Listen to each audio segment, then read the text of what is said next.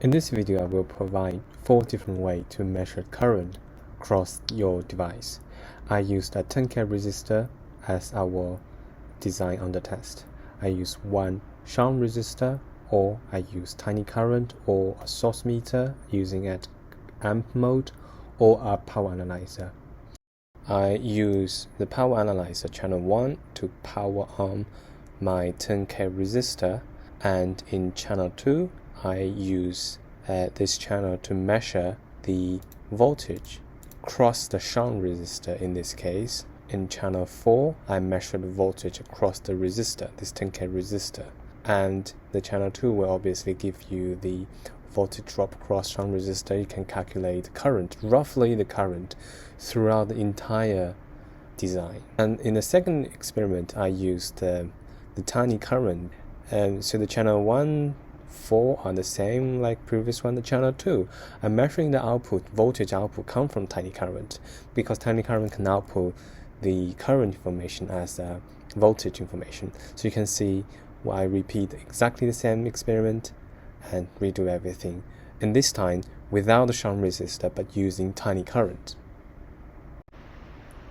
In the third experiment, I used the source meter, Kisley source meter, as the way I measure the current, like the adapter used in tinyCurrent, exactly compatible with Kisley source meter.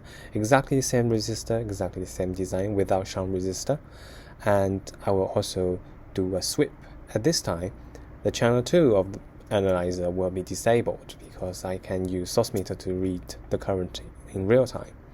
So now I start the instrument and start the voltage sweep, so you can get the information like we did in previous experiments.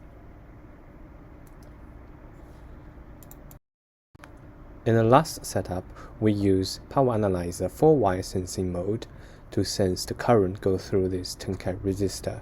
In the meanwhile, we also measuring the voltage across this 10K resistor using the source meter, as you can see.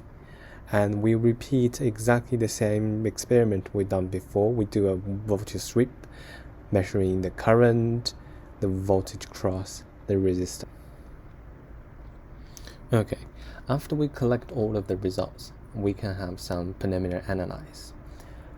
Because of the power analyzer is designed to measure the power consumption of your design, and we assume the 4-wire sensing is the most accurate we can get in our lab, and we assume the power measured by the power analyzer is the correct one. We can use it as a baseline to compare with our 3 different experiments. So let's have a look how the system performs at shunt resistor using shunt resistor mode. So in the shunt resistor, we log the voltage across the 10K resistor, our design on the test. We also measure the voltage drop on the shunt, and we can calculate the current and power based on the value of the shunt resistor and its voltage drop cross shunt. And when we calculate the power, we need to multiply by the voltage across the 10K instead of our power supply, because we know their burden voltage exists in our design, so we can't. And we also can evaluate how much the burden voltage are in the system by calculating V drop, which is the measured voltage of 10kR, the distance with the supplied voltage.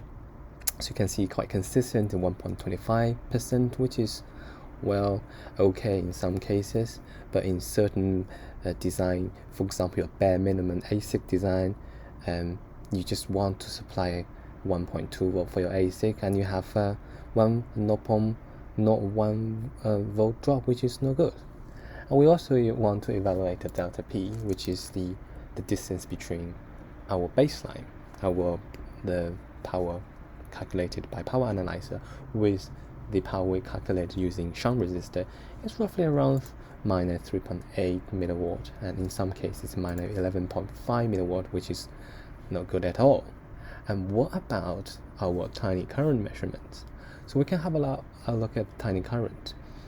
You can see the tinyCurrent is performed way much better than the shunt resistor, because if you want to study how tinyCurrent works or microcurrent works, you should look for some data sheet. Basically, it's an amplifier with large shunt resistor, and we can see it's way better performance in terms of a smaller number of burden voltage, and also the delta P, which is fine, which is minus 1.4, quite bad in higher current and higher voltage, but it's substantially better than the shunt resistor way to do it. And what about Keithley source meter? We used the Keithley source meter. It costs at least £5,000 to measure the current. It can be designed to do this type of work. What does the Keithley outperform tinyCurrent? Well, if you have a look, you can see actually tinyCurrent is outperform Keithley, and the Keithley can do a way better job compared with shunt resistor, but because of tinyCurrent, it's a very bare minimum device. There's no fuse, there's no voltage protection in between, so we can minimize the burden voltage as much as possible, and we can get them quite accurate power. But in source meter, in another way, because it's a sophisticated instrument, they have to have some protection in between. So, well, the result is quite good, but it's not as good as bare minimum tinyCurrent. So the question is, which device you should choose? I would say if you know your design, if you know your design on the test very well, the overcurrent, the short-circuiting situation were less likely to happen. You would choose tinyCurrent.